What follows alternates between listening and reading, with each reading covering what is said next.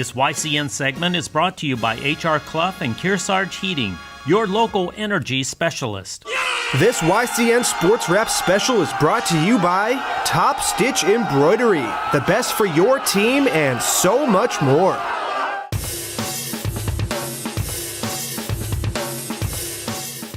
Hey, welcome to a very special episode of YCN Sports Wrap.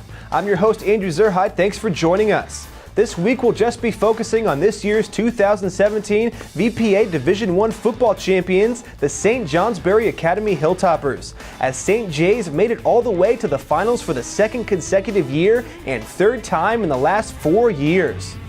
St. Johnsbury had a dominant fall as they finished the regular season with an undefeated record of 8-0, not taking a single loss. Their offense, led by quarterback Jacob Cady, running backs Matthew Roy and Shane Alercio, and receivers Nick Guckin and Jasper Rankin, was a strength of the team and at times an unstoppable force, scoring 334 points or nearly a whopping 42 per contest. And their defense was also very solid, holding opponents to just 14 points per game.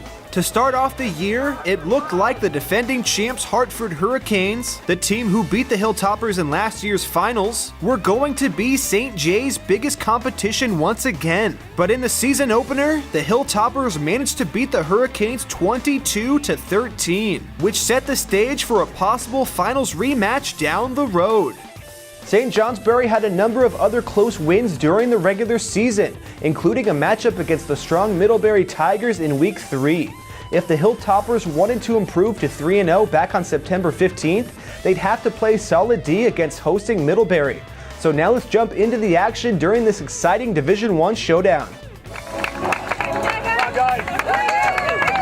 This game was expected to be an offensive showdown, with both teams showcasing high-powered offenses in the early goings of the season. But it was also expected to be a close game, with the Hilltoppers and Tigers both ranked in the top 5 teams across the state. Defense and penalties were the main story, as both squads had trouble moving the ball down the field. And both quarterbacks traded interceptions in the first quarter, as it took nearly a full half for points to be scored. Finally, St. Johnsbury's quarterback Jacob Cady ran 3 yards for the touchdown. The extra point missed, so at halftime the score was Middlebury 0, St. Johnsbury 6. In the third quarter, the Tigers did manage to march down the field using running back Lane Sheldrick and quarterback Cody Palmenville. Middlebury found the end zone after Palmenville's rushing score and a successful extra point made the score 7-6. But there was still plenty of time left on the clock, as the Hilltoppers, using Cady's arm and receiver Jasper Rankin's hands, managed to get into field goal range.